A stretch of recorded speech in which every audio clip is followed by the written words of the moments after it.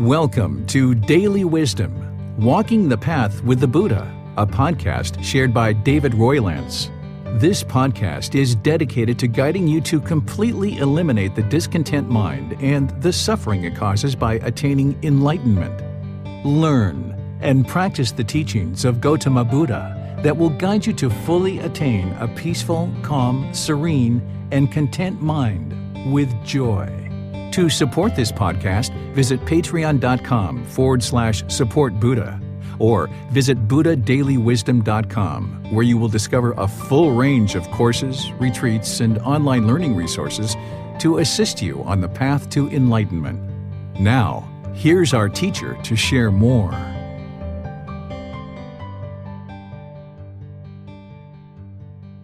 Sawadee Kap. Hello and welcome to Daily Wisdom, Walking the Path with the Buddha.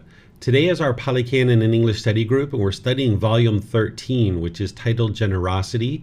We're going to be studying chapters 21 through 30 today. This is going to be providing you some words of the Buddha that he taught around generosity. And there's some other teachings mixed in there as well, because it's not often that he's just only talking about generosity. There's other things that he's discussing as well. So I'd like to welcome you to our class today, whether you're joining for the first time or you're joining regularly, or perhaps you're listening to this on the replay on YouTube or Facebook or on our podcast. Welcome to everybody. What we're going to do is I'll end up reading the chapter, then I'll share some teachings on that chapter, and then I'll open up to any and all questions that you guys have. Whether you're in Facebook, YouTube, or Zoom, you can ask questions by putting that into the comment section, and I'll be able to see that. And if you're in Zoom, you can electronically raise your hand and ask any and all questions that you like.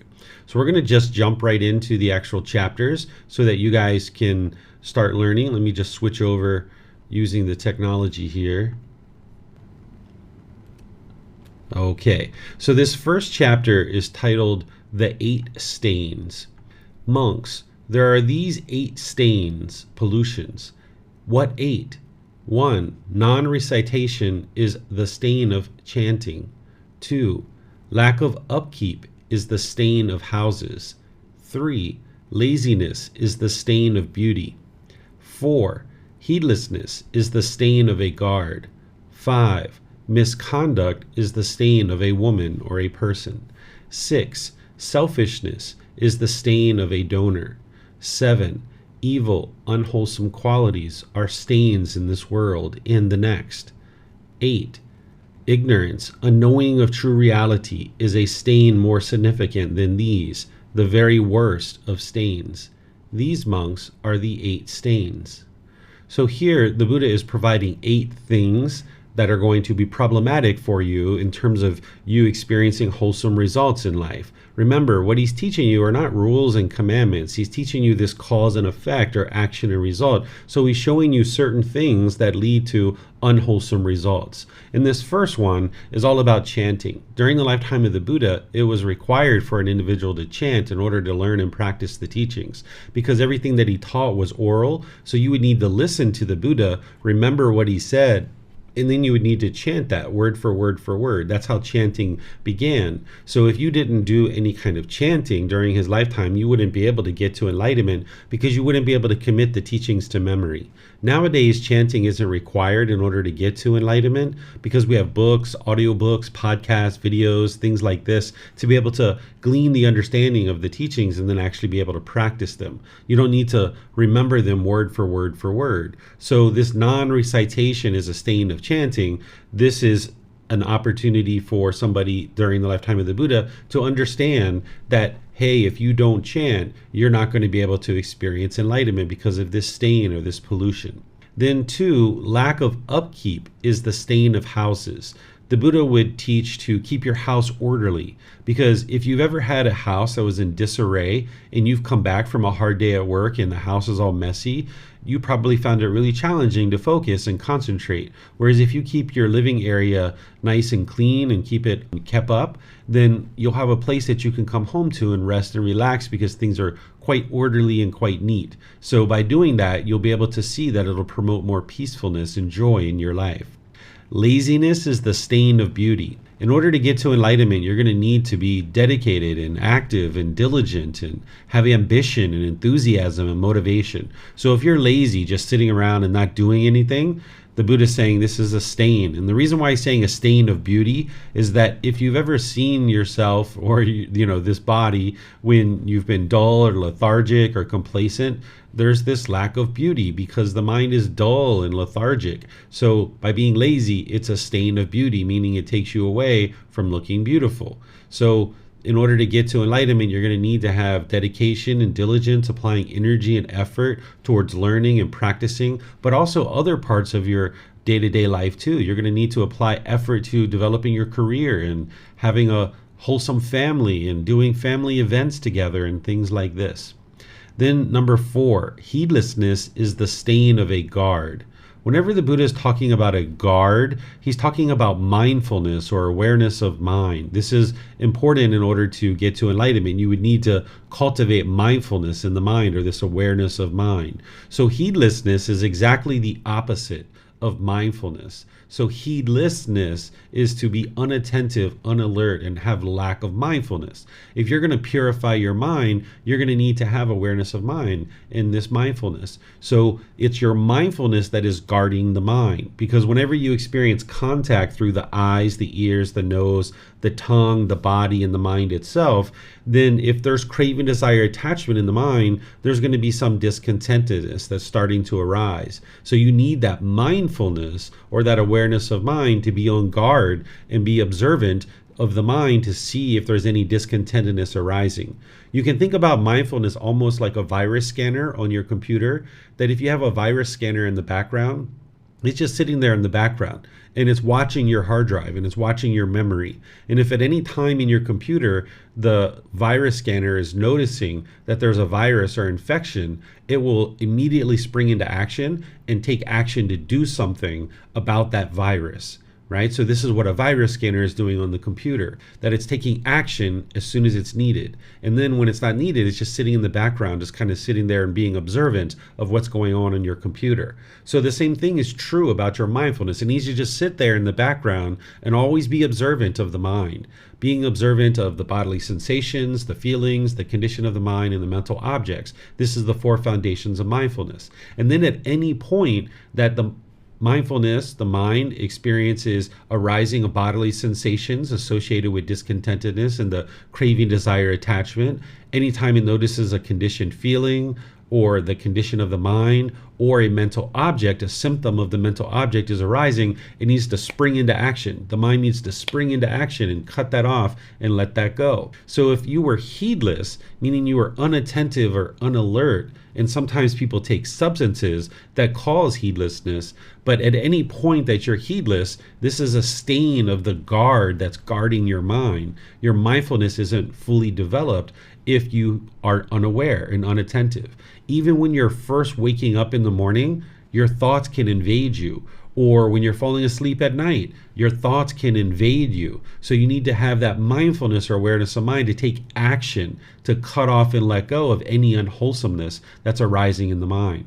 When the Buddha talks about complacency or this laziness back here, in other discourses, when he talks about this, he talks about it, of course, and you can understand it as somebody was maybe lacking the motivation to meditate, or nowadays reading books or coming to the temple or talking to your teacher. Sure, that's all complacency. You're not meditating, you're not reading, you're not watching videos, you're not talking to your teacher, you're not developing your mind. That is all complacency. But when he talks about complacency in detail, he talks about it as if you have an unwholesome thought that comes into the mind and you don't do anything about it, you're complacent, because you're just allowing the mind to dwell in that unwholesome thought. So for example, say you're in a partnership with a life partner or boyfriend or girlfriend, anybody, right? And you're committed to this relationship and you guys are in a committed relationship. And now maybe there's this thought of having sex outside of your current relationship. And if that thought comes up in the mind and you do nothing about it, you're allowing the mind to dwell in that unwholesome thought. What you need to do in order to eradicate and purify the mind is have mindfulness so that you can take action to cut that off and restrain the mind. Even if there's nobody around and you're sitting in a dark room by yourself, it doesn't matter because you can't take action on that, right? So you definitely aren't going to take action on it. But even if the mind is experiencing that unwholesome thought, you would like to purify the mind of that. So heedlessness, or the lack of attentiveness and alertness of the mind, is a stain to this guard or this mindfulness that is ultimately going to be protecting the mind, like this virus scanner. So you're not interested in any kind of complacency. Even you're walking down the street and you're looking at somebody and you're judging them and thinking negative thoughts of them, cut that off, let it go. That's your guard. That's the mindfulness that's sitting there like a virus scanner. And whenever you see something unwholesome come up in the mind, boom, you take action. And the unwholesome qualities are craving, anger, and ignorance, or the unknowing of true reality. In those 10 fetters, the more you understand those pollutions, that's what you're looking out for, is any kind of unwholesomeness that's coming up in the mind based in craving, anger, and ignorance, or unknowing of true reality. The Buddha here says misconduct is the stain of a woman, and I've put here in parentheses a person, because oftentimes the Buddha was talking to a particular person. There could have been a student who asked this question and she was a woman, so that's why he's referring to it as a woman.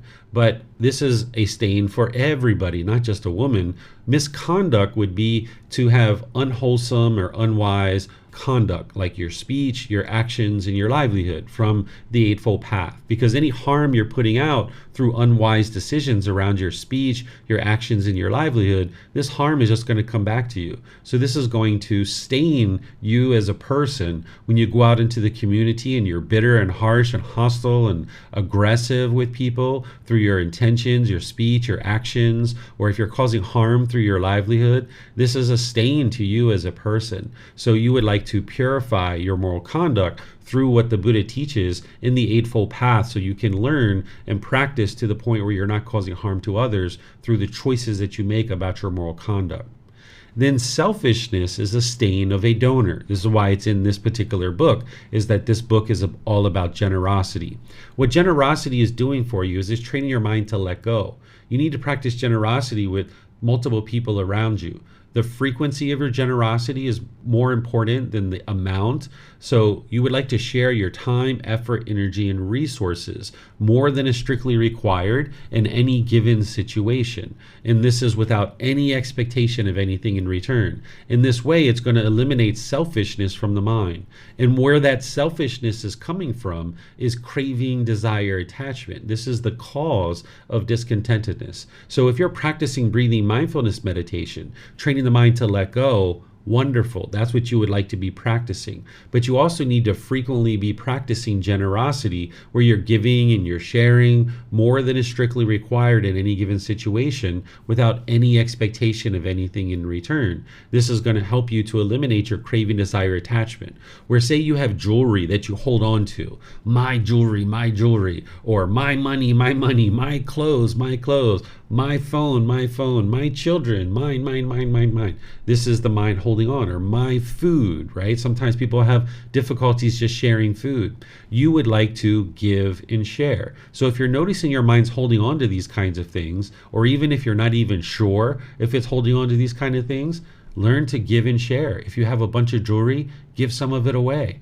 If you have a certain amount of money, start donating a little bit of it here and there, even if it's $1 or $2 or $5. The amount isn't as important as the frequency of living open-handedly and giving.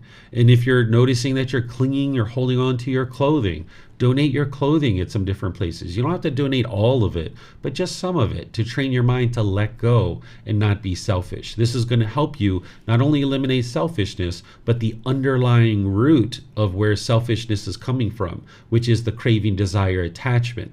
The selfishness is the symptom. That's the symptom.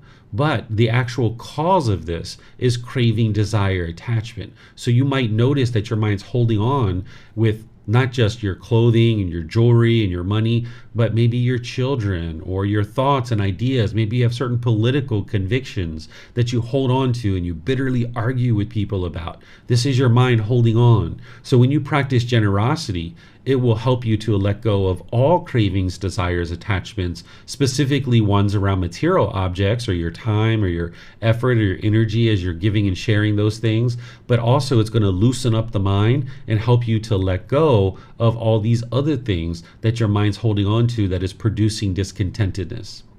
Number 7 is evil, unwholesome qualities are a stain in this world and the next. What the Buddha is talking about here is those unwholesome qualities in the mind, that this is a stain in this world, because if you have unwholesome qualities in your mind, it's going to produce unwise decisions that is then producing unwholesome results in your life. And it's going to affect you in this life.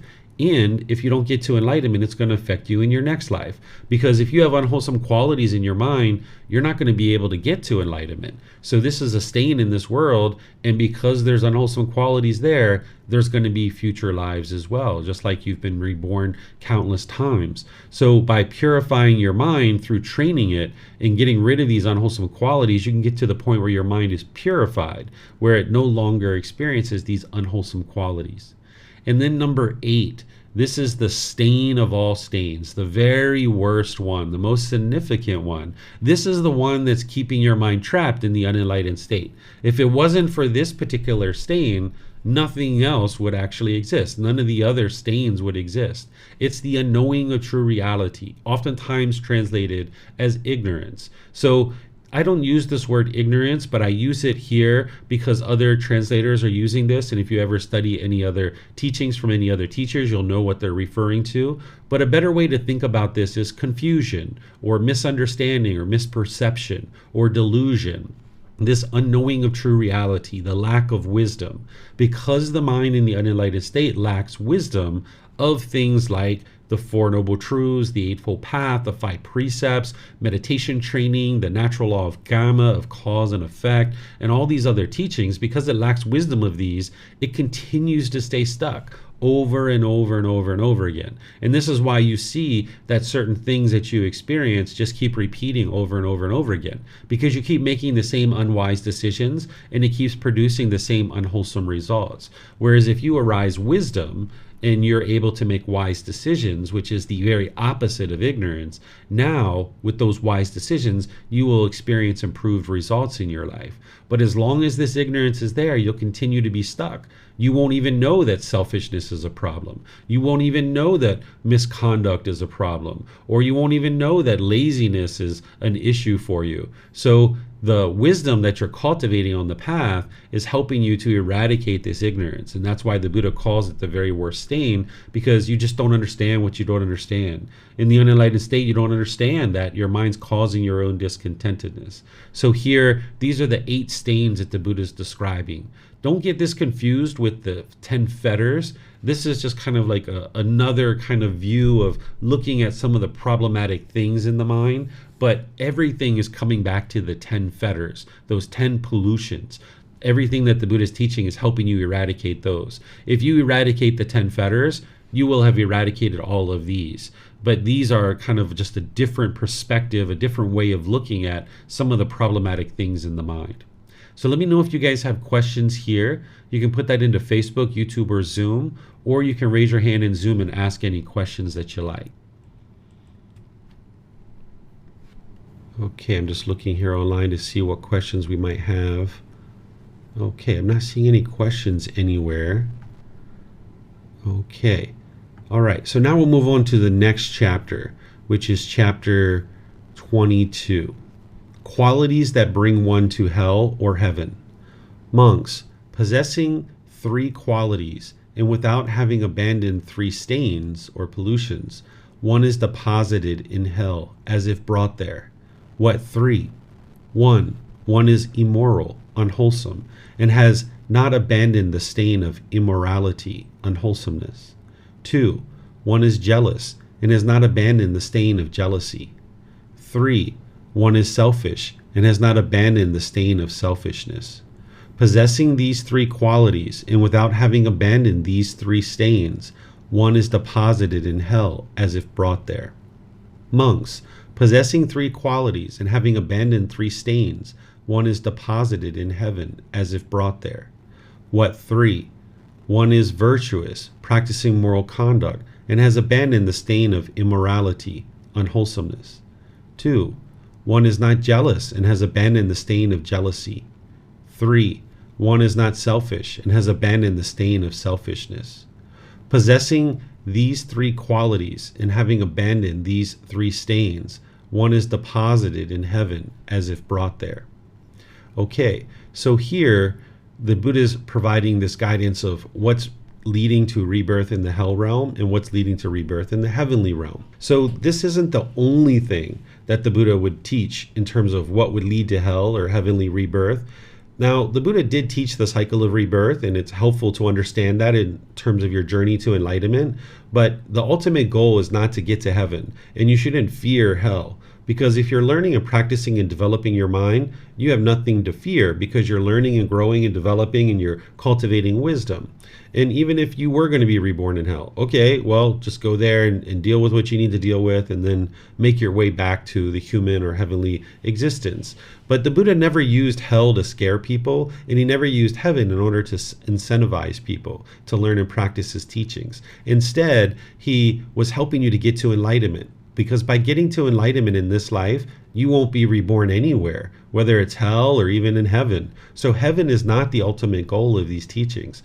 But as you're learning the cause and effect or the action and result, the natural law of karma, people ask, what is it that leads to rebirth in hell, and what is it that leads to a rebirth in heaven? And here, this is some of what the Buddha is describing. There's other teachings that he describes where he's in much more detail describing what leads to rebirth in these different realms. So here, this is more of bubbling up or just kind of talking about three certain aspects here. So immorality, jealousness, and selfishness. This is what leads to rebirth in the hell realm. And then the same thing for the heavenly realm. The opposites of these would lead to rebirth in the heavenly realm. But just always keep in mind that that's not the ultimate goal. So let me know what your questions are here. You can put it into Facebook, YouTube, or Zoom, or you can raise your hand in Zoom and ask any questions that you like. Okay, not seeing any questions anywhere. So I'm going to move on to the next one, chapter 23. This one's titled Destinations for Those Who Are Stingy and Those Who Are Generous. So this is a heavenly being who's coming to the Buddha to talk with the Buddha. There's different accounts of heavenly beings coming to learn with the Buddha during his lifetime. So this is a heavenly being speaking. Those who are stingy here in the world, selfish people, abusers, people who create obstacles for others engaged in giving alms, a donation. What kind of result do they experience? What kind of future destiny? We've come to ask the perfectly enlightened one this. How are we to understand it? Now the Buddha replies, those who are stingy here in the world, selfish people, abusers, people who create obstacles for others engaged in giving alms, a donation, they might be reborn in hell, in the animal realm, or Yama's world. If they come back to the human state, they are born in a poor family, where clothes, food, pleasures, and play are obtained only with difficulty. Whatever the unwise may expect from others, even that they do not obtain. This is the result in this very life, and in the future, a bad destination. So now the heavenly beings asking the Buddha more. We understand thus what you have said. We ask, O Gotama, another question. Those here who, on gaining the human state, are friendly and generous, confident in the Buddha and the teachings, and deeply respectful towards the community, what kind of result do they experience? What kind of future destiny? We've come to ask the perfectly enlightened one this. How are we to understand it? So now the Buddha replies, those here who, on gaining the human state, are friendly and generous, confident in the Buddha, in the teachings, and deeply respectful towards the community, these brighten up the heavens where they've been reborn. If they come back to the human state, they are reborn in a rich family, where clothes, food, pleasures, and play are obtained without difficulty.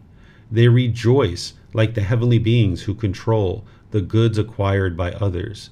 This is the result in this very life, and in the future, a good destination. So here, this is pretty clear that the Buddha is just describing what leads to the selfishness, what it leads to in terms of a destination that is undesirable, And by practicing generosity, it leads to rebirth in potentially the heavenly realm. But remember that heavenly realm is not the ideal existence and is not the goal of the teachings of the Buddha. It's not a permanent existence. When you're in the heavenly realm, you're still in the cycle of rebirth, and you still need to escape it by getting to enlightenment. And those beings tend to not have motivation to be able to get to enlightenment because they're experiencing only exclusively pleasant feelings, so they lack the motivation of the painful feelings that you experience in the human state.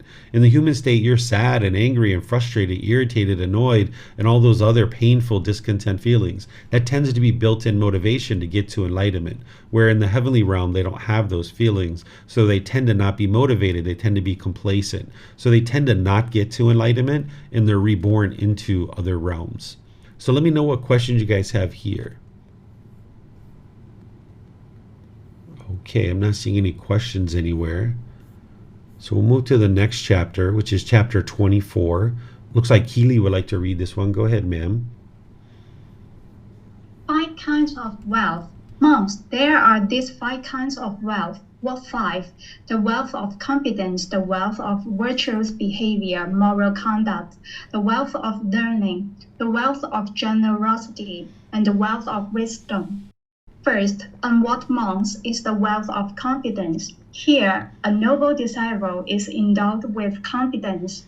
He places confidence in the enlightenment of the Tathagata. Thus, the perfectly enlightened one is an Arahant, perfectly enlightened, accomplished in true wisdom and conduct, fortunate, knower of the world, unsurpassed chainer of persons to be tamed, teacher of heavenly beings and humans, the fortunate one, the perfectly enlightened one. This is called the wealth of confidence.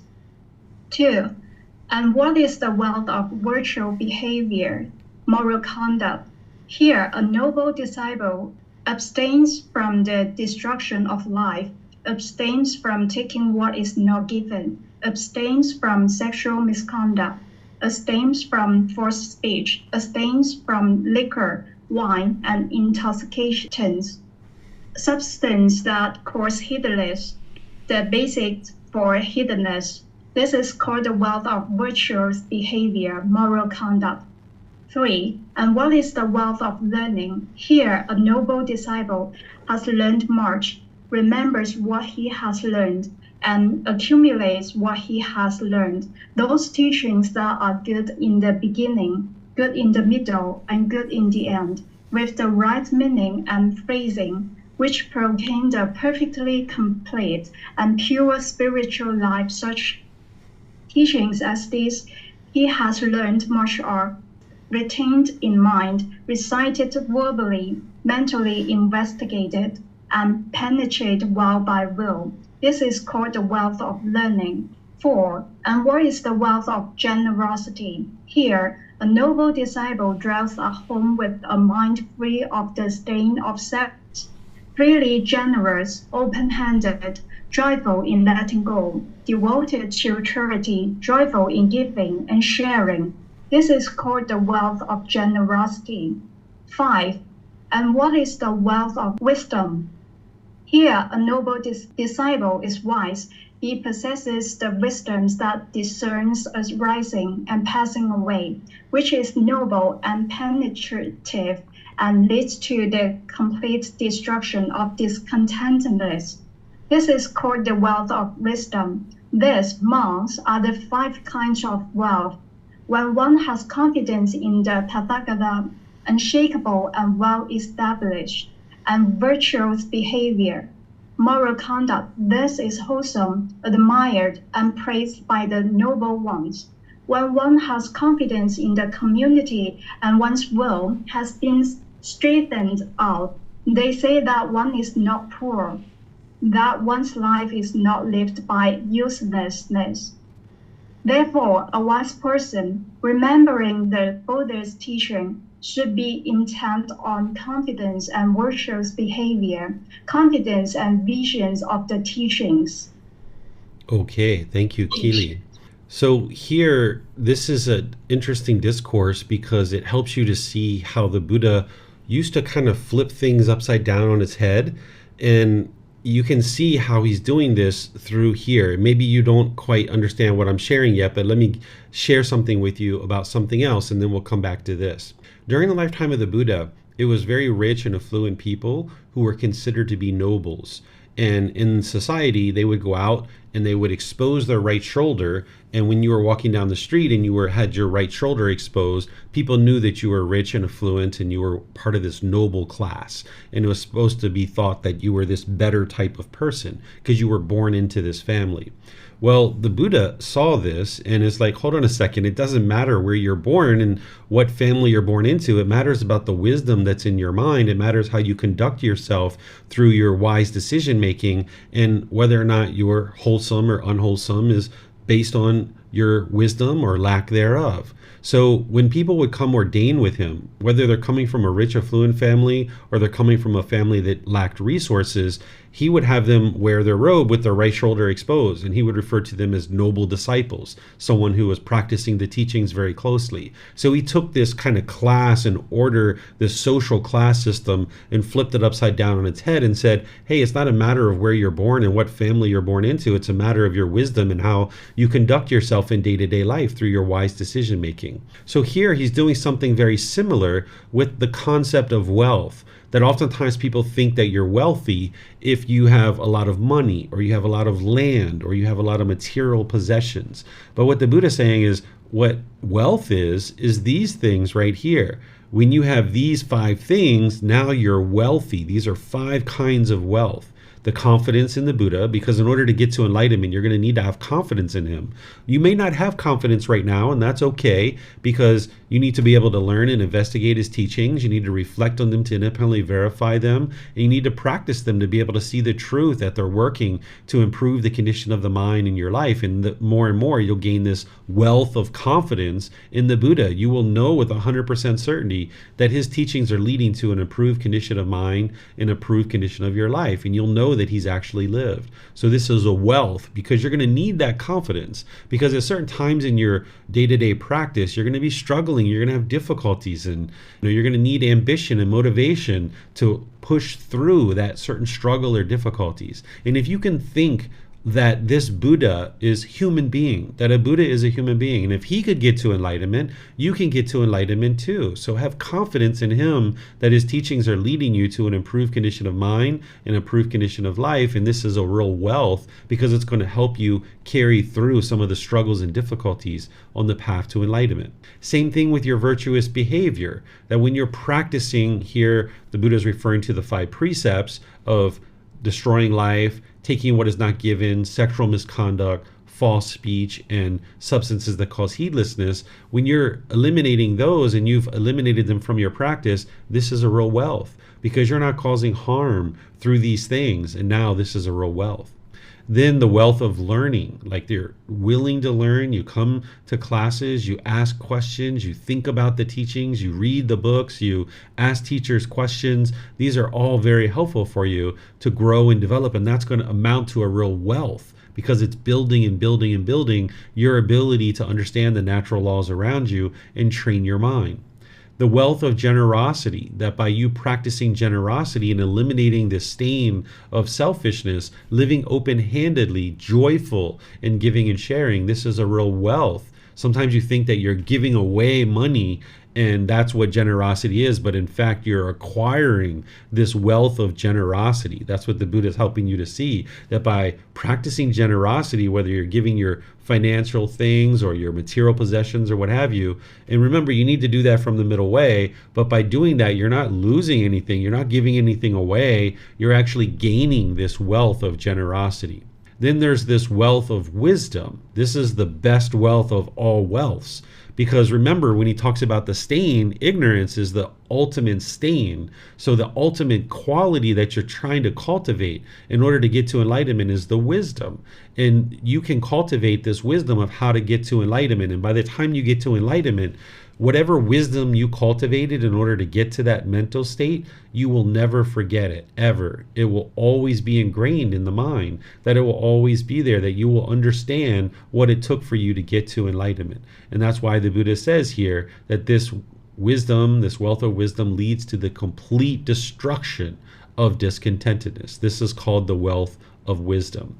And then he just kind of summarizes that here in the bottom with a little bit more kind of weaving the words together. So let me know if you have any questions on these 5 wealths, because this is what you would like to accumulate. More money, more money, more money, more houses, more land, more clothes, more jewelry. Anybody can go out and buy that stuff, right? But in terms of acquiring these things, it requires an individual to really be dedicated and committed to do the work to acquire this wealth. So you can have a lot of money and still be angry and frustrated and irritated and annoyed. But if you have these 5 wealths, you're working your way towards the complete elimination of anger and sadness and all those discontentedness. That's the best wealth of any wealth whatsoever. So let me know if you guys have questions here. Okay, I'm not seeing questions, so I'm going to move on to the next chapter, which is chapter 25. Okay, Keely, you would like to read this one? This one's very similar to the last one, so maybe what we can do is we can just read the ones that are different. This is 7 kinds of wealth. So let's get to the ones that are different. This one is different. So if you'd like to read that one, number 3. Okay, 3. And what is the wealth of moral wrongdoing? Here, a noble disciple has a sense of moral wrongdoing. He is regretful of bodily, verbal, and mental misconduct. He is regretful of acquiring evil, unwholesome qualities. This is called the wealth of moral wrongdoing. And then this next 4. one. Yep.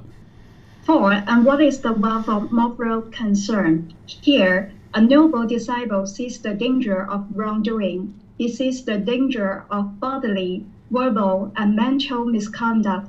He sees the danger of acquiring evil, unwholesome qualities. This is called the wealth of moral concern. Okay. 5. Those are the only 2 that are different, because the last one had 5 and this one has 7. So these are the only 2 that are different. Thank you, Keely. So what I'm going to do is, I've already explained the other 5. So now let me help you understand moral wrongdoing and moral concern. This is very important for you. This will help you understand why when you're learning teachings of the Buddha and then you do something that's a mistake, you feel this regret, right? You might feel some guilt or shame that's coming into the mind because there's a craving there to be perfect. But this is actually a good quality, not the guilt and the shame. You're not interested in that, in the craving to be perfect. But what you're interested in doing is cultivating the wealth of moral wrongdoing and moral concern. What moral wrongdoing is where you understand what's wise and unwise, and that when you're practicing what's wise and unwise, you know it, and you have this awareness and this wisdom of understanding what's wise and unwise. And then this moral concern is that you have this concern to not do the unwise things, right? So if you were just going through life and you could care less what you do and how you interact with other people, that's the opposite of moral concern. Moral concern is like, hey, you're concerned about not causing harm to others. You're practicing the intention of harmlessness where you're disinterested and incapable of causing harm. So moral wrongdoing is understanding what's wise and unwise, or wholesome and unwholesome. Moral concern is having the concern not to do those things, right? And this is a wealth that you would like to cultivate, because at earlier times in our life, when we weren't on this path to enlightenment, we didn't have either of these things necessarily. Like, we didn't know what was wise and unwise because we're just going through the world, just doing our thing. And as we grow, we're starting to learn more and more wisdom about what's wise and unwise and what's wholesome and unwholesome based on the natural law of Gotama, not as rules and commandments, but just seeing what leads to any particular wholesome result or any particular unwholesome result. So you're cultivating your wisdom, and when you're cultivating your wisdom of the natural laws, this tends to spring up in the mind, this wealth of moral wrongdoing. And then there's also this moral concern. Once you understand what's wise and unwise, you have this concern of, hey, I'm not interested in impacting other beings based on any kind of unwise decisions. So you have concern to not do wrongdoing. So that's why the Buddha says you see the danger in wrongdoing. Okay, so let me know if you have questions here. All the rest of this is very similar to what we just read. It's just those 2 things are a bit different. Okay, I'm not seeing any questions anywhere. So let's move on to the next chapter. It looks like Healy would like to read this one as well. Let me just scroll here and then I can help you open up your mic. Okay, this is chapter 26. Go ahead, ma'am. Benefits of building dwelling place. Venerable Sir, I have these 60 residences built because I need merit, because I need heaven. What line of conduct am I, Venerable Sir, to follow in regard to these dwelling places? Well, now, do your householder establish these 60 dwelling places for the use of the community of the four quarters, present and to come. Yes, Venerable Sir, and the great merchant of Rajagaha, having answered the perfectly enlightened one in agreement, have those 60 dwelling places established for the use of the community of the four quarters, present and to come. Then the perfectly enlightened one thanked the great merchant of the Rajagaha in these verses. They ward off cold and heat and beasts of prey from there, and creeping things, and nuts and rains in the wet season. When the dreaded hot wind arises, that is warded off. To meditate and obtain insight in a refuge and at ease, a dwelling place is praised by the perfectly enlightened one as chief gift to the community. Therefore, a wise man looking to his own best interest should have charming dwelling places built so that those who have heard much can stay therein. To this food and drink, robes and lodgings, he should give to the upright with mind purified. Then they teach him the teachings, dispelling every ill. He, knowing the teachings, here attains Nibbana, enlightenment, is purified. Okay, thank you, ma'am. So here, essentially what you can glean from this is the Buddha is praising the gift of a dwelling place for the ordained practitioners, because the ordained practitioners were homeless and they roamed around and they basically took up lodging with whomever offered it to them. So this particular merchant of this particular area must have been very rich and very wealthy, because he had these 60 residences built, 60 houses were built, and he just gave it to the Buddha and his students to be able to reside there during the lifetime of the Buddha, and long after, those people were able to then reside in those particular places. So the Buddha is praising that because the dwellings ward off this cold and heat and beast of prey and all the bugs and the water and the rainy season and all these other things. So this is something that the Buddha encouraged, is for if people would like to offer something, you could offer a house or a dwelling. But of course, the Buddha didn't expect these things from his students, but they would offer certain things like food, clothing, shelter, and medical care to the Buddha. He wouldn't accept it like, this is now my house. He wouldn't do that, but it was a place where people could stay and sleep and spend time in order to learn and grow and develop and meditate, because they had their temples, but they also needed places to reside as well, because the temples were places to learn and grow and develop, and they would sometimes sleep there as well, but they also had these dwellings that they would be able to sleep in. So imagine the amount of confidence that someone would need to have in the Buddha to be able to donate 60 houses. This is how well received the Buddha was during his lifetime, that his wisdom was very deep and very profound, and people understood that he knew how to get to enlightenment. They could see in his own condition of his mind that he had this wisdom. So this particular merchant must have learned and grew and developed to a certain degree and saw the benefit. It's not like he met the Buddha and the first time he met them, he gave him 60 houses, right? He would have probably learned to a certain degree and saw a lot of progress to the condition of his mind, and then that's when he would have probably given this donation, when his confidence was there. So let me know what questions you guys have here, because there's multiple gifts that you can give to people who are practicing the path and sharing the teachings. A dwelling place would just be one particular thing that someone might choose to give. Okay, I'm not seeing any questions anywhere. So we'll move to the next one, and I have a feeling Keely's going to volunteer for this one too. So I'll just, oh, your mic's already unmuted. Okay, go ahead, ma'am. Remember your generosity. Again, Mahanama. You should remember your own generosity. Thus, it is truly my good fortune and gain that in a population obsessed by the stain of selfishness, I reside at home with a mind free of the stain of selfishness, really generous, open-handed, joyful in letting go, devoted to charity, joyful in giving and sharing. When a noble disciple remembers his generosity, on that occasion his mind is not obsessed by craving, anger, or indolence, unknowing of true reality. On that occasion his mind is simply straight, based on generosity.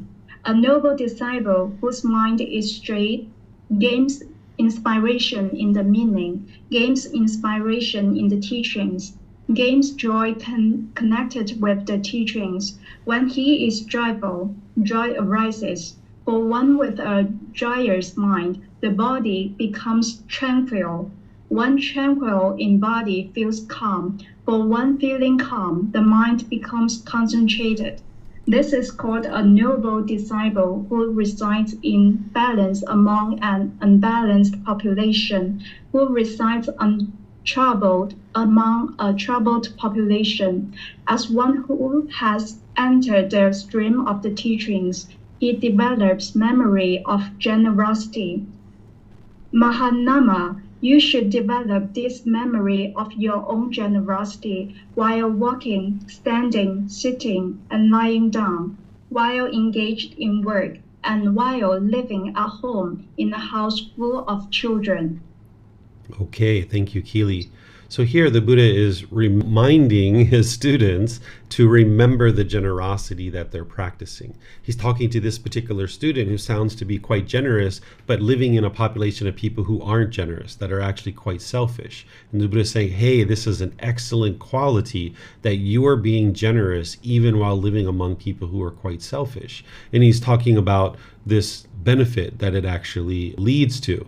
One of the benefits that he's talking about here is that it leads to this joy, that the mind gets this inspiration in the meaning. And then when the mind is joyful, then the mind being joyful, the body becomes tranquil, right? So this is where the mind is the boss and the body is the employee, that is just following along. So if you have a lot of stress and anxiety in your mind, you probably have aches and pains in your body in different places. Like you might have neck pain or shoulder pain or back pain. But by the time you train your mind and you eliminate all the discontentedness, you'll notice that the mind is tranquil, but also the body as well. And then when the body is tranquil, then you feel calm, right? Because you don't have to deal with all these little insignificant aches and pains constantly plaguing you. For one feeling calm, the mind becomes concentrated, right? Because you need that calmness in order to get to mindfulness, to get to concentration, and be able to access your wisdom. So the Buddha is describing here just a little bit about how generosity leads to this joy in the mind, it leads to a tranquil mind, it leads to a tranquil body, and it leads to concentration to then be able to make wiser and wiser decisions in the world. So let me know what questions you guys have here. David, I have a question. Sure. Yeah, so today here in China is a Children's Day, and my student, I gave him a lollipop. Actually, he wanted a toy. I told him Children's Day is not about giving gifts like a toy to the children. It's like sharing the snack with them. So, and then he told me, oh, you are not giving me toys, and I'm not going to share gifts with other kids. So I'm not sure whether I'm showing my generosity with him at the right way or not. You're sharing your generosity, but he has an expectation. He has a craving, desire, attachment. I don't know how old this little boy is, but he has a certain expectation. He has a certain craving. He's wanting a toy. So he's not just accepting the gift like what the Buddha teaches because of his lack of wisdom, of course. He should just accept the gift and he should just say, thank you, I appreciate your gift, right? Because then you're going to feel good about practicing generosity with him in the future. So you didn't produce the selfishness in his mind. This is him being selfish and just wanting something for himself instead of acknowledging your generosity. But this is the problem with the young individual, young human being, is they lack wisdom to understand. Like if you gave me a lollipop, I would smile and why you and say thank you, right? And I may or may not eat the lollipop, but I would at least thank you for it. I wouldn't have an expectation of getting something else. But this is the problem when craving, desire, attachment is in the mind, that the child wants something else that you didn't give him. So you're practicing generosity just fine. If I was you, what I would have done is I would have held it out. And if he says, oh, I wanted a toy, I would have said something like, well, I don't have a toy, but I do have a lollipop. Would you like to accept this lollipop? And if he says no, then I would say, okay, I'll just give it to somebody else then, right? And then you give it to somebody else, right? And then this will help him to learn that, hey, if you have this craving, desire, attachment, it's not going to lead to beneficial results for you. And then slowly but surely, they can learn that accepting gifts from people is really wise. And then in the future, what you can do to teach this child is, like, say you buy a little toy, you can say, you know, I was thinking about giving you this toy, but since you didn't accept the lollipop, I think that maybe you probably won't accept this toy either. So maybe I should give this toy to somebody else. And he's like, no, I would like the toy. And say, well, maybe I'll give you a toy another time, but I have a lollipop here for you. Would you like this lollipop? Right? And then see if he'll accept the lollipop, right? Because he's putting the cause and effect together that, hey, you would have given him this toy, but since he didn't accept the lollipop, that you're not willing to give him the toy, that maybe you shouldn't give it to him. So now you're trying to teach him to accept the lollipop. And you're not doing this because you're expecting it or you're craving him to be a certain way, but you're trying to help him arise wisdom to learn that it's wise to accept gifts from people. Okay, thank you for your advice. Yeah. I got it. And how old is the child, by the way? 8 years old. Okay. One of the things you can do with a child that old is you can sit down and read the second precept together and have them read it if they can read English. And the second precept is teaching you to accept what is given. So you can either read it to him or have him read it, and you can ask him, like, what does this mean to you? What do you think this means? Because the reason why the Buddha teaches to accept what is given, because if you shut down people's generosity, that person doesn't get an opportunity to practice generosity and enhance the quality of their mind. But also, if somebody is making a gift and it's not a pure generosity, they can get angry and frustrated that you shut down their generosity. So if you did that enough, people would stop practicing generosity with you. So you would like to accept whatever gift is given. Of course, you're not going to accept cocaine or heroin or a gun maybe or something like this. But if somebody's providing you a gift that is wholesome, you're going to accept that, right? You're not going to accept whiskey or something like this.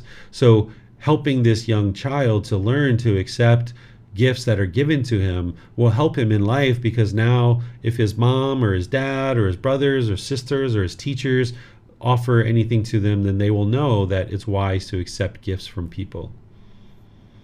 Okay, thank you. I still have another question. Can Sure. I continue? Sure. So during the dinner time, the kid's mom invited me to have dinner with them. But I think Ayi, the nanny in this family, seems to be more interested in going out to have dinner with them. So I told mom, I'm not going with them, but maybe Ayi can go with them. So I don't know whether am I turning down mom's generosity or not. Mm-hmm. What you would like to do, Yeah. like say you just can't go, right? Say it's like a spur of the moment dinner and you're not able to go. You can say, oh, thank you so much for the offer to go out to dinner with you guys. I really appreciate you thinking about me. This is very kind of you. Normally, it would be wonderful to go, but unfortunately, I have these other plans and I need to go take care of this. But maybe in the future at some point, we'll be able to go out to dinner together. So thank you so much for your offer. So you can turn something down like this, but you would like to do it without saying no, I am not going to come with you to dinner, right? Because this sounds like very harsh and very rough to the person. So you'd like to do what I refer to as the art of the friendly no, how to say no without saying no. So in that response that I gave, and you don't need to remember that word for word, just kind of get the sentiment, is that you would like to communicate an appreciation for thinking about me, let them know that you acknowledge their gift and this is very kind of them, and let them know that in the future that maybe you'll be able to attend with them, but unfortunately today you have this other plan that you need to take care of. So this is a way to keep the door open and acknowledge their kindness and their warmth. Okay, thank you. Sure. Looks like we have a question from Julia here. She says, what if you feel like with food you won't be able to finish it if someone gives you with so much food? So I accept half and say you should take the other half also. Is that okay, or best to just accept everything? If someone's offering you a bunch of food, if I was you, I would just accept it. And then if I was you, I would practice generosity and give it to somebody else. Because if this person's giving you a gift, you would like to just take it. They're practicing generosity. It's enhancing the quality of their mind. And then now you can practice generosity and give it to somebody else. And maybe that person practices generosity and give it to somebody else. So maybe like 3, 4, 5, 6 hands later, it finds somebody that's going to ultimately be able to benefit from that thing. But in the meantime, 6 people practice generosity. Wow, this is wonderful. So you can do that kind of thing where you accept gifts from people and then just offer it to somebody else. If this person gets angry that you gave it to somebody else, that's because of their craving. They haven't practiced pure generosity. They had a certain expectation, and you're not causing that anger. So some cultures, they call this re-gifting, and they shy away from it. But if you understand the natural laws that anybody who gets angry, they're causing it themselves. So if somebody gives you a gift and they have an expectation that you're going to eat this food and you don't eat it and they get angry, then they're the ones who are causing their own anger because they didn't practice pure generosity. And that's something for them to learn, that when you give a gift, it comes without any strings attached or no expectations or no wants from the other person. And if that's how they're practicing, then they won't feel angry or frustrated when you give it to somebody else. But if they do, then they're causing that themselves, and you don't have to have any kind of feelings about that. That's their mind causing it themselves. So I would accept it and then just give it to somebody else if you can't eat it all. Looks like Julie is following up here. Okay, thank you, Teacher David. That makes a lot of sense. Sometimes if someone gives me something monetary, I feel like I owe them and I have to give something back, so it becomes an obligation. So that's your craving, desire, attachment there. You're not interested in that. If you're going to practice generosity with them back, go for it, but don't feel like you're obligated to. If you're feeling obligated to, that's because you're putting that expectation on your own mind. If the other person is putting expectations on you, I wouldn't accept the gift. If somebody has a gift that they're giving me with strings attached, I wouldn't accept it, because that's not an actual pure generosity, and they're just going to make themselves upset and angry and frustrated. So if somebody makes you a gift and they put expectations on you, feel free to politely decline that, but also be careful not to put expectations on yourself, because that sounds like what you're doing here is you're putting that expectation on yourself, and that's going to lead to discontentedness. Okay, I'm not seeing any questions anywhere else, so I'm going to move on to the next chapter. This is chapter 28. Go ahead, Keely. The 8 gifts. Monks, there are these 8 gifts. What 8? 1. Having insulted the recipient, one gives a gift. 2. One gives a gift from fear. 3. One gives a gift, thinking he gave to me. 4. One gives a gift, thinking he will give it to me. 5. One gives a gift, thinking giving is good. 6. One gives a gift, thinking, I cook, these people do not cook. It isn't right that I who cook should not give to those who do not cook. 7. One gives a gift, thinking, because I have given this gift, I will gain a good reputation. 8. One gives a gift for the purpose of enhancing the mind, equipping the mind. Okay, thank you, Keely.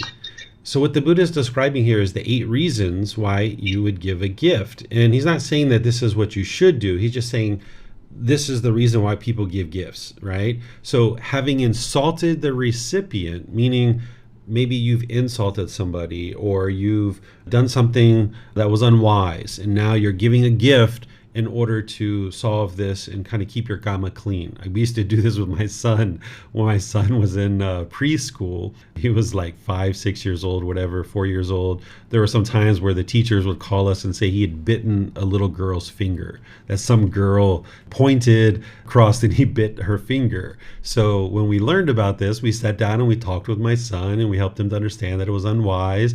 And then we suggested that he go to the store and he buy some flowers, and then he bring some flowers to school and give to this little girl. And that's what he did when he was 4 or 5 years old. He went to the store, he spent a little bit of time finding out what flowers to purchase, and he gave it to her, right? Because he insulted this girl by biting her finger. So this is one reason why someone might give a gift, and you might have done this in your life too. Or one gives a gift from fear. If you have fear about something, you might give gift to this person out of fear. And now here's what Julia was just talking about, which is one gives a gift thinking he gave to me, right? Again, this isn't what the Buddha is telling you that you should do. He's just telling you the reason why people give gifts, right? And this is where you can independently verify this. Julia can independently verify this because that's the reason why she gives sometimes, right?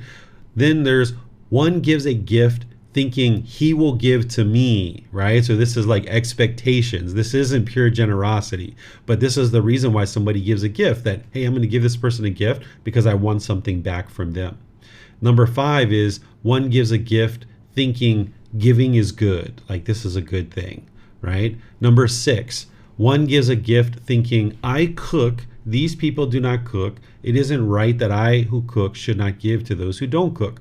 During the time of the Buddha, it was very important to have people that cooked, because you couldn't just go down to the 7-Eleven and get some food, or go down to the restaurant and easily get some food, right? People needed to cook, and not everybody knew how to cook. So having people who cook and giving, this is one reason why people would give. And then 7, one gives a gift thinking because I have given this gift, I will gain a good reputation, right? This is an expectation. This is something you want, that I'm going to give a gift because now I'm going to look good in front of my boss, or I'm going to look good in front of my coworkers if I give this gift. And now all of those reasons aren't the reason why the Buddha suggests that you practice generosity. Those are all reasons why people practice giving gifts, but it's this 8th one that is the ultimate reason why the Buddha teaches to practice generosity, because one gives a gift for the purpose of enhancing the mind, equipping the mind. This is eliminating craving, desire, attachment. That's what giving does by practicing generosity. And that's the reason why you would like to give. And that should be the only thing that you're doing is, hey, I'm giving this gift because I know that it's helping me to eliminate craving, desire, attachment. Not for any of these other reasons, because this is going to lead to problematic situations in your life. So let me know what questions you guys have here. This is chapter 28, the 8 gifts. Okay, again, I don't see any questions anywhere. So we'll go on to chapter 29. And you can go ahead, Keely, if you like. The 8 grounds for giving. Monks, there are these 8 grounds for giving. What 8? 1. One gives a gift from craving, desire. 2. One gives a gift from anger, hatred. 3. One gives a gift from ignorance, delusion, unknowing of the true reality. 4. One gives a gift from fear. 5. One gives a gift thinking giving was practiced before by my father and forefathers. I should not abandon this ancient family custom. 6. One gives a gift thinking, having given this gift with the breakup of the body, after death, I will be reborn in a good destination, in a heavenly world. 7. One gives a gift thinking, when I am giving this gift, my mind becomes tranquil and energy and joy arise. 8. One gives a gift for the purpose of enhancing the mind, equipping the mind. These are the 8 grounds for giving. Okay, so here the Buddha is talking about the 8 reasons why somebody would give. In the previous one, he's talking about that too, but it's not like all inclusive. Like he would have given these different discourses at different times, and sometimes he's giving a list of 8 things over here and 8 things over here, and the combination of all these things maybe equals 13 reasons why to give, right? So here he's honing in on craving, anger, and ignorance, that this is the reason why some people choose to give. And then the fear is from the last one as well. And then these other ones as well. There's very straightforward discourse here. What you might notice when you give a gift is you might notice that this tranquility, this energy, and this joy arises in the mind. That's because you're eliminating craving, desire, attachment. And when you eliminate craving, desire, attachment, that's when the tranquility, energy, and joy can arise. And that's why someone is maybe giving for that reason, right? But this isn't the reason why you would be interested in give. You shouldn't have an expectation of what's going to happen, especially like this one, where someone might be giving as a result of being interested in wanting to be reborn in the heavenly world. This isn't the reason why you would practice generosity, because it's not pure generosity. You're still craving something, and you're only giving because you want to be reborn in heaven, right? So you would like to practice generosity because it enhances and equips the mind. It helps you to eliminate craving, desire, attachment. That's the reason for practicing generosity. So let me know what questions you guys have here. Okay, I'm not seeing any questions anywhere. So we'll go to the last chapter for today, which is chapter 30.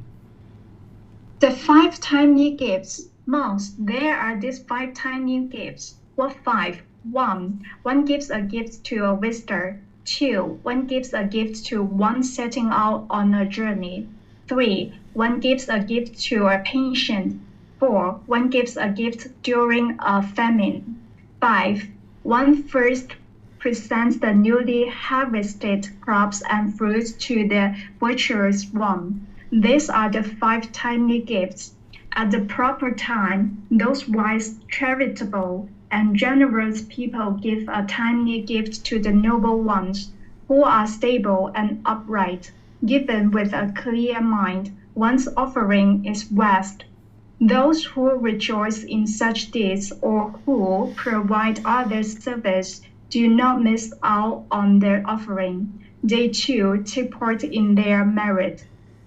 Therefore, with a non-regressing mind, one should give a gift where it yields great fruit. Merits are the support of living beings when they arise in the other world. Okay, thank you, Keely. So here the Buddha is describing at different times that you might actually give a gift. So like when somebody comes as a visitor, right? This might be a time that you choose to give a gift. Or if one is setting out on a journey, like say somebody's going on a trip or something like this, you might actually give a gift. Or one gives a gift to a patient, someone who's sick or in the hospital, that they're ill. You might have given a gift at this time. Or when someone's experiencing famine, this is like a lack of food or lack of resources. You might have given charitable organizations when there's a famine.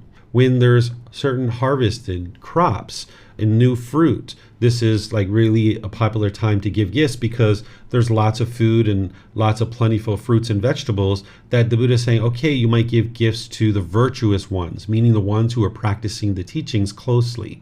And the Buddha is saying, okay, this is producing merit, which is going to then help you in this life and in the next. So this is all helping you to improve the condition of your mind as you're practicing generosity, training your mind to let go. In places like where I grew up in America, I heard about, as I was growing up, that during my grandmother's time frame, for example, when somebody was cooking in their house, they would share it with their neighbors. I never really witnessed that growing up, but I heard about it. And it wasn't until I came here to Thailand that I actually saw it. That here in Thailand, if somebody's got a bunch of tomatoes growing in their garden, you're going to have tomatoes showing up at your house. Or if someone has a bunch of bananas somewhere, they're going to have a bunch of bananas showing up at your house or something like this. So generosity is really baked into really healthy practice. And you'll see that in Buddhist communities a lot, but you can even see this in other communities too. If you're currently not doing this in your community, it's really wise to share things with your neighbors, because these are people that are close by, they're living close by. Having healthy relationships with them and practicing generosity will be wonderful for you. So these are individuals that you can practice generosity with, including the different times that the Buddha is describing here. So let me know what questions you guys have. I have a question here from Julia. She says, my mom serves her first meal to the Buddha statue at our house daily and says that doing that will prevent her from ever going hungry. Or she asked me to serve fruit to the shrine at home on important days. Is this wise? Does this sort of giving help the mind when generosity since it's a motion of giving? Thank you. So this is actually promoting wrong view. This is common. I know you're from Myanmar. Julia and your mom obviously grew up there where these kinds of things are very common. This is left over from animism, where they think that they're making offerings to spirits and things like this. Because when Buddhism came into this region of the world, they didn't just clean out everything that they knew up to that point, or everything they were practicing up to that point, and bring in this fresh strain of Buddhism. Instead, they kind of merged it all together. And there was Hinduism and Buddhism and animism, which is worship of inanimate objects. So that statue, it doesn't have any significance other than that it's a beautiful artwork. And by making a food offering to the statue, it's actually having the food go to waste when it could actually go to a human or go to an animal or some being like this. So if you would like, the Buddha teaches that when you notice that your parents are lacking wisdom, that you help them to learn. Because as long as your mom's thinking that making offering to a statue like that is going to produce where she doesn't get hungry in a future life or this life, this is actually untrue. Now, if she offers food to human beings, this is what will help her if she's going to be reborn in a future life. But making offering to a statue, it promotes wrong view, where the mind just doesn't understand this cause and effect or action and result, the natural law of karma. And the Buddha teaches that when your parents are lacking in certain qualities like confidence, virtuous behavior, generosity, and wisdom, that you practice to be able to help them. But you need to find a humble way to be able to do that in a polite and warm and loving way. Okay, so great question there. Let me know if you guys have any other questions. Looks like someone here on YouTube, Cameron, has a question. What about giving gifts at random, like surprising a loved one with a random gift? Can this also be wise? Yeah, whether you give it randomly like that or it's a planned thing that they know that a gift is coming, that's fine. The actual, whether it's a surprise or not, it doesn't matter. What you're experiencing is the giving and living open-handedly. That's what's actually leading to improvement to the condition of your mind. Whether it's a surprise for the other person or not is not going to produce any extra benefit for you. But also when you're giving a surprise gift like that, the other person, if they have a craving, they can get all excited and so excited. And this is just producing discontentedness, because if they get so excited when you give them a gift, when you don't give them a gift, they'll be sad and they'll be frustrated or irritated or annoyed. So when you give gifts, you're not interested in producing a whole lot of excitement. You can't cause somebody to be excited, but you can create an environment in which they're likely to get excited. So for example, when I give my son gifts, it's just a matter of like, here, son, I would like to give this to you. This is something that, we're about to give him a gift next week because he's graduating from 5th grade. So we're going to take him out to dinner. And I'm thinking about buying him a game because he likes board games. And I'm thinking about, hey, you did really well. You've been studying school now for 8 years because he went to 3 years of pre-K and now 5 years of regular grade school. Hey, I'd like to acknowledge your hard work in getting you this little gift here. And we'll do that nice and calmly and in a friendly and respectful way without it promoting the opportunity for his mind to get excited. So if you're giving a gift as a surprise, just pay attention to that you're not creating and inciting this big excitement, because the mind will go up really high and then at some point it's going to drop off and it's going to feel sad and lonely and bored and things like that. Okay. Looks like Julia has another question here. My mind does become a little calmer after praying to the Buddha statue. When I tell my parents about this, they get very upset, saying I have changed and that I don't love them because I do not yield to their way of life. I guess it's better not to speak on the matter with them so we do not fight. As I am also unwise and have not practiced enough. Thank you, Teacher David, for helping us understand. So there is no prayer in the teachings of the Buddha. Again, that's something that's been handed down. Certain people do that, but you're going to see in this book of generosity where the Buddha gets to a point where he describes that prayer does not lead to any beneficial results. There's not like some being somewhere that's going to boom, like a genie in a bottle, and instantly produce some kind of benefit. What's happening is you're taking some quiet time to yourself.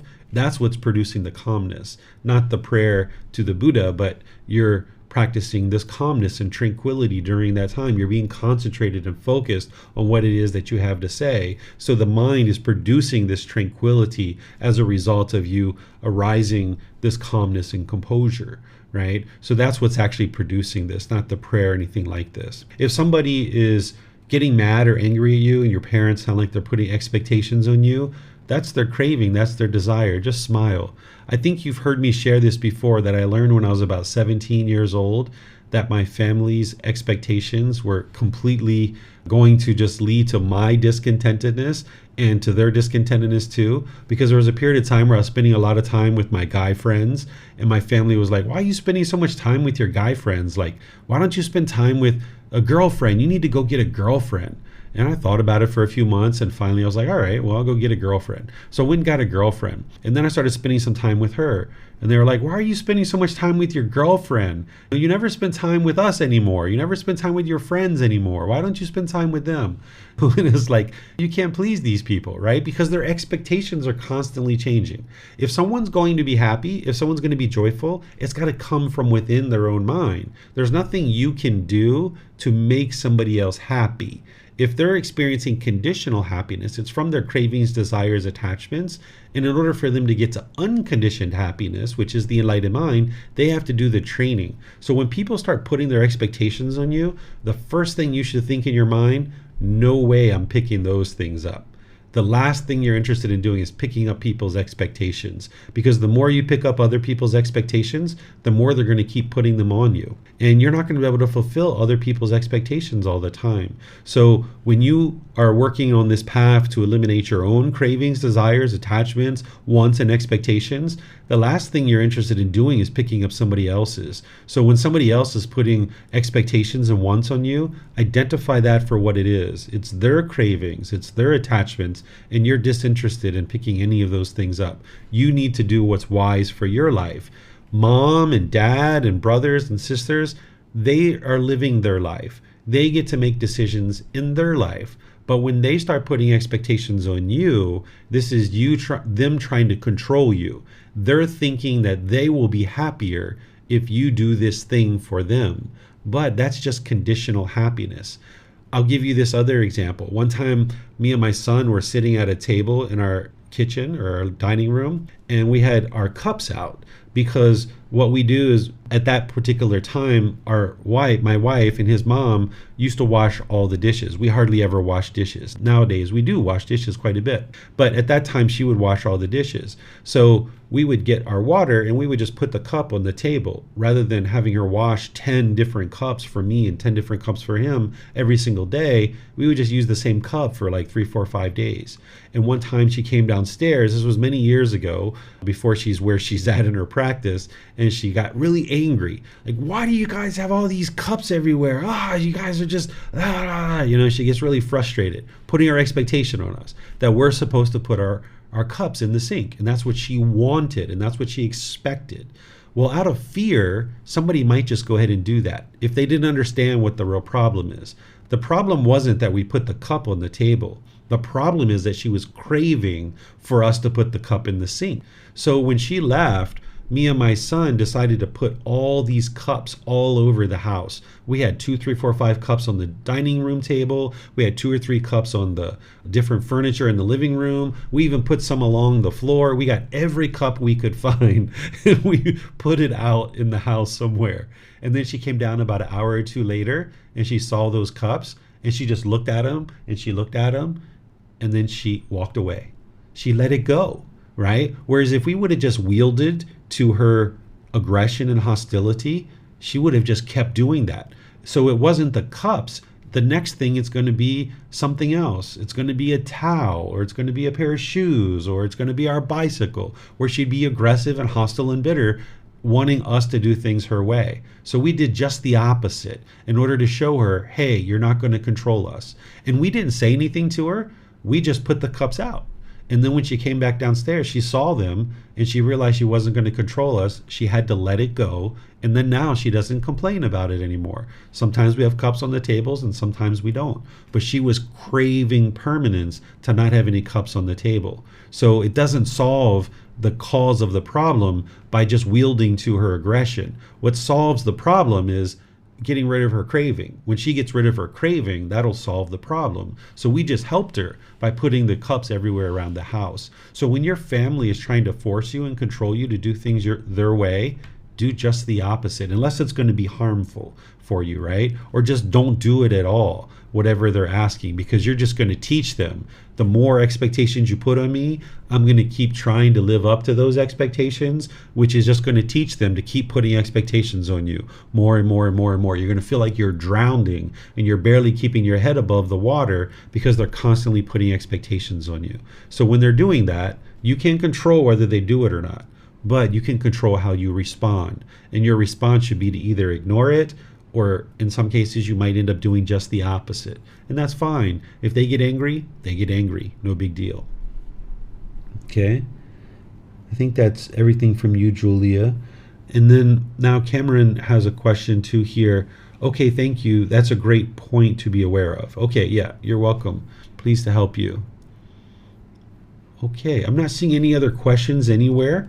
So what I'm going to do is just end class by thanking all of you for joining. Thank you, Keely, for reading the chapters. That's very helpful to have someone read so I can save my voice a little bit and focus on teaching. So thank you for that. Thank you for all your dedication and diligence to all of you guys for learning and practicing the teachings. We have this class each Saturday, and next Saturday we're going to be in the next 10 chapters, which is chapter 31 through 40. And you can get this book from our website by going to buddhadailywisdom.com. It has the entire book series there. You can download it for free. You can take it and go print it. You can get printed copies on Amazon if you like, if you have access to Amazon, or we have them here at the temple in Chiang Mai. You can get them here by just reimbursing us for our printing cost. And then tomorrow in our group learning program, we're going to be in chapter 7 of this book, Developing a Life Practice, The Path That Leads to Enlightenment. While today we are in volume 13, this is volume 1 of the book series. And on Sundays, I go chapter by chapter each Sunday, and I teach it to you in a traditional format. This particular program is more of a study group, where in that program, I'm more guiding you and walking you through learning the teachings. So we're going to be studying chapter 7, which is the 5 precepts, a householder's guide to daily practice, where I'm going to be sharing with you the original words of the Buddha on the 5 precepts, helping you understand how to make wise decisions that are going to produce wholesome results. And then on Wednesday, it's going to be the 4th part of our 4-part series on Buddhist chanting. And then on Monday, I'm going to be starting a 5-day course on the foundation and the path to enlightenment. This is where you're learning all the foundational teachings in order to develop your practice towards enlightenment. And I start that at 9 a.m. on Monday morning, and we finish each day at 3. If you can't attend live, it's going to be recorded on YouTube and Facebook, so you'll be able to access it there. So thank you all for joining, and perhaps we'll see you guys in one of these future classes. Have a very lovely and wonderful rest of your day. Take care. Sawadee ka. Thank you for listening to this podcast. To provide support for this podcast, visit patreon.com/support Buddha. To access more teachings, visit buddhadailywisdom.com. There, you will discover a full range of courses, retreats, and online resources to assist you on the path to enlightenment. Remember to establish a daily, consistent meditation practice, along with learning and practicing these teachings. A well-developed meditation practice is the foundation in which to train the mind to attain enlightenment.